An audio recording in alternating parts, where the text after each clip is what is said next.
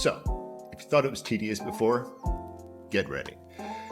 Now, we just did all this work. We painted out the wall, we painted out the character, but we're still looking at a character on a wall.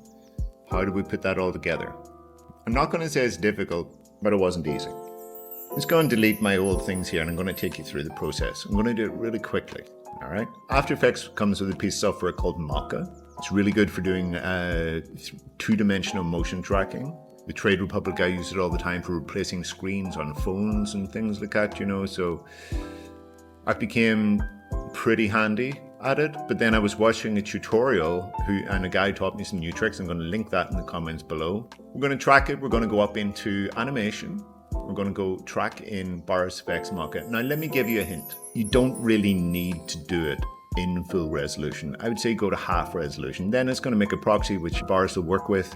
It's just going to make your workflow so much easier. See, it's even complaining itself, but we don't care. Okay, so how do you do this? Well, the trick is you want to go through this footage and you want to find the area where you're seeing the most of the element you want to use. We're going to go up to our little X here. And this is a fun part, right? What we're doing for now is we're just finding areas of contrast. It's a planar tracker. It's not really tracking in 3D. It's tracking the whole source of the scene. So all you need to worry about is finding a good area to work with, right? I'm just going to keep going here. There's a wee bit of a dip there. So that's good.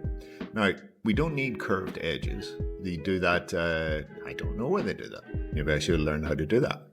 So again, I'm finding areas of high contrast, and you notice I'm not really caring too much if they're not parallel to the frame. I'm just caring that there's contrast, right?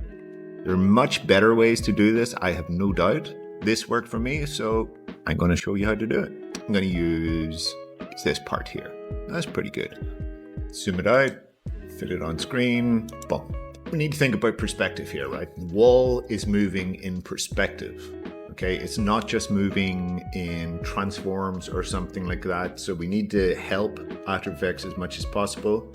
It's a slower way to do it. There's no doubt perspective is slower, but for this project, you need it. So we're just going to switch that on. And what we're going to do is we're going to start tracking the scene on my machine, which you can hear. It's on fire. It's going to take a long time. So I'm just going to kick back.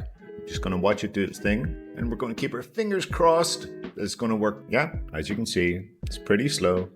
Have a little snooze, chill out, put some music on, go make yourself a cup of tea. All my life, people have told me you drink too much coffee. You know what? Part of my thing, it's part of my workflow. There used to be other things that I used to do, which I happily don't do anymore. Feel much better, much more balanced. But I still need coffee, especially when I'm sitting watching a screen doing its motion tracking, which is super boring. You might see that there's a little wall sneaking up into frame here. Sometimes you'd be worried about this kind of thing, but that's why we're using perspective. Mocha is very, very clever. It's going to look at all of the aspects, all of the elements in the screen. And even if this wall goes in front, it's not going to care. It's just going to keep doing it. Eventually, we will run out of the track. We can live with that. If we have to do a little bit of keyframe animation, we do. Dun dun.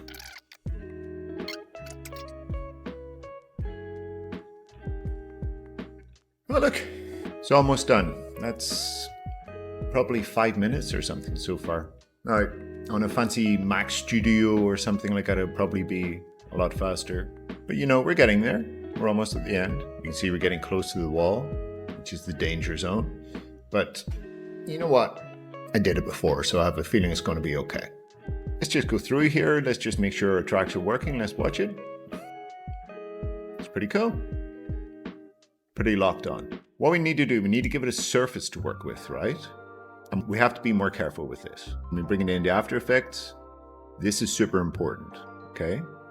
So I'm going to drag this down here. I'm going to get as close as I can to the perspective that we're working. You know what? Let's just go all the way down here because it's very clever. So we're going to kind of go in here and we're going to get as close as possible. As I say, I'm not doing this perfectly because I already did it before and I don't want it to be the world's longest video. Looks pretty good. Come on, we're going to switch on a little grid here. This is nice. So we're going to go into the layer properties. We're going to put a grid on. Then we're going to play this back. And hopefully, yeah. Nice, right? So even behind the wall, we have a rock solid track. So now we're ready to bring this into After Effects and see what happens. Looks good. I'm going to save the project. Let's go into After Effects.